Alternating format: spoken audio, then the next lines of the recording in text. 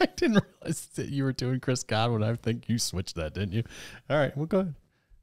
We can just do ours together. How about that? Mine's Mike Evans. My buy is Mike Evans. That's fine. All right. I'm doing Chris Godwin. You do Mike Evans. All right. You support your cause. I'll support my cause. Perfect. The offensive line was beat up right off the get-go.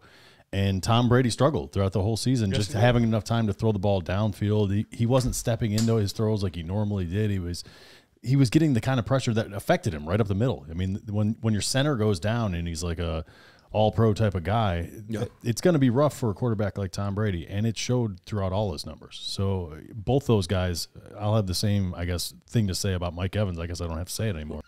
So anyway, last year finished as wide receiver 11 on the season, and I think that probably snuck up on a lot of people.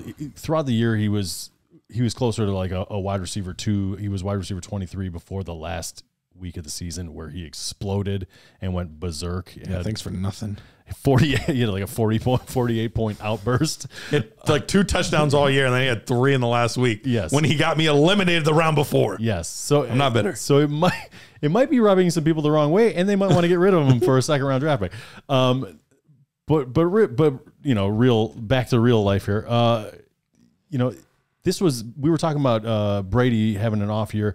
And that trickled down to everybody. I mean, this was not a great year for Mike Evans. Obviously, he's 29 years old now. He's going to be 30 by the time the season starts. He turns 30 in August.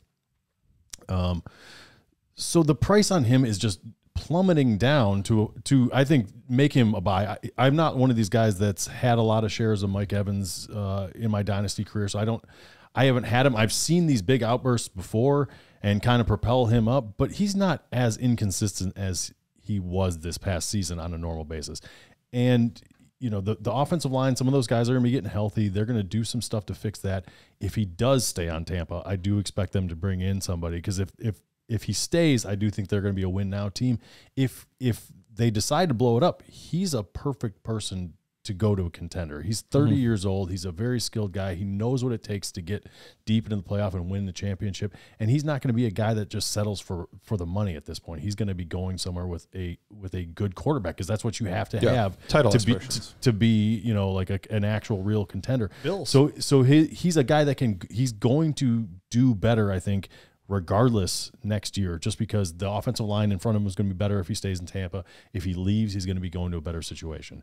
And he's always produced. He's going to keep producing. He still has juice left in his legs. And that last game, that outburst where he scored 3 touchdowns is proof enough for me to say this guy still has it. You know what I'm saying? Mm-hmm. For somebody who's had a lot, I have a lot of Mike Evans, not a lot, but I have a couple Mike Evans shares, and I've had him for a long time as well. What I love about Evans is, and what's nice is Evans has kind of been like, he's had this buy window around him for like 3 years. 3 years, right? Like but it was at like a first. You still had to give a first. It's dipped below that now. So, and I love the price tag is a contender. If you get him for say a second and a third or 2 seconds, like he's worth that. Because what Mike Evans, what I really love about Mike Evans from a dynasty aspect is he's been very consistent, right? Like you've read, everybody's heard a stat, like he's the first wide receiver to score 1,000 yards receiving for like 9 years straight. Like he's done that because he's a very consistent player.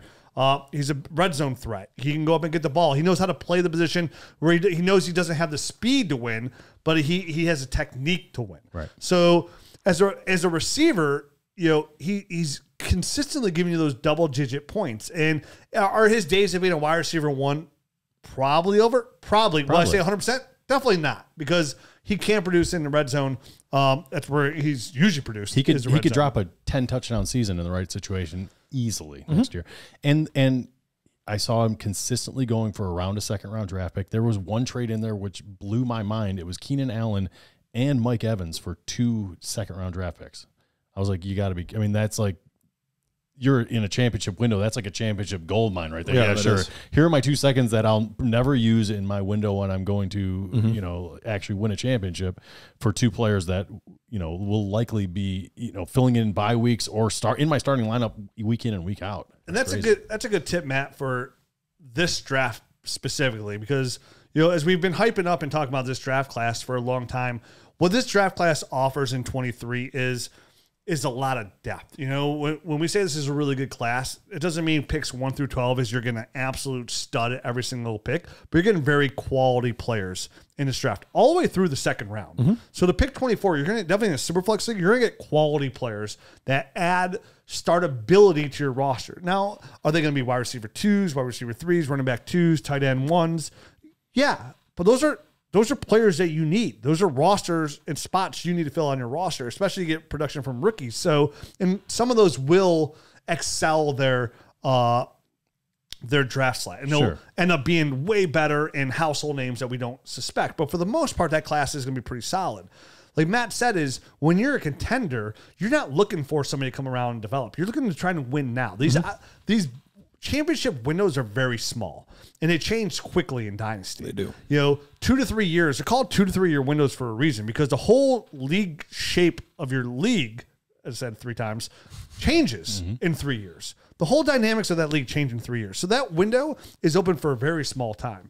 So what's nice about this class is, come to the back end from pick 2-8 to 2-12, there's going to be quality players there people are excited about. The Luke Musgraves, the Dalton Kincaids, the running backs, the receivers that you'd mentioned.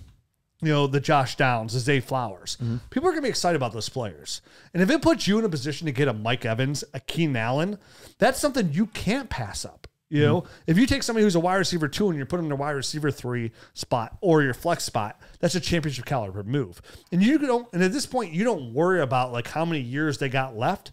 You hope that they produce for you in 2023. And that's all your concern is. You know, anything after that's gravy. Right? Yeah, your window becomes almost like a redraft league. And that's what those draft picks are there for. You know, and you can't get too caught up on those of, oh, what can Zay Flowers be in 2 years? What can Dalton Kincaid be in 3 years? That does not matter, because your team's going to be a completely different shape in 3 years, because you're a little bit older, because you're in championship caliber window and you're trying to win now. And you can't let that opportunity slip through your fingers. And the one thing you cannot be worried about is your draft capital. Right. And if it takes a second and a third, that's what it takes to get that kind of player. Could you imagine if you had him on either one of those guys, Mike Evans or Keenan Allen, on your team where DeAndre Hopkins went down and you weren't forced to look at Josh Reynolds? You had one of those guys in your holster. And the boom, what he had a boom week. Right. I would have won the championship. Exactly. You know what I mean? But it didn't happen. Right. And what would it have cost me to win a championship? It would have cost me a second round pick. Right. Well, and the nice part is it works either way.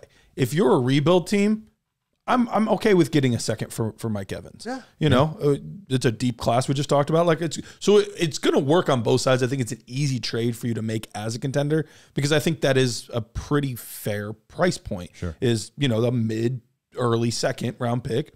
I think that's a pretty fair price point. But as a contender, I would make that all day, and specifically hoping that he does end up on a championship contender, because right now there's only a handful of quarterbacks that could come to Tampa and give him even close to the numbers that he got before. So I'm hoping that he does end up on a new team this year. I think the Bills would be a good fit. A lot of teams, you know, there's a lot of teams out there that could use a Mike Evans. Let's put it that way.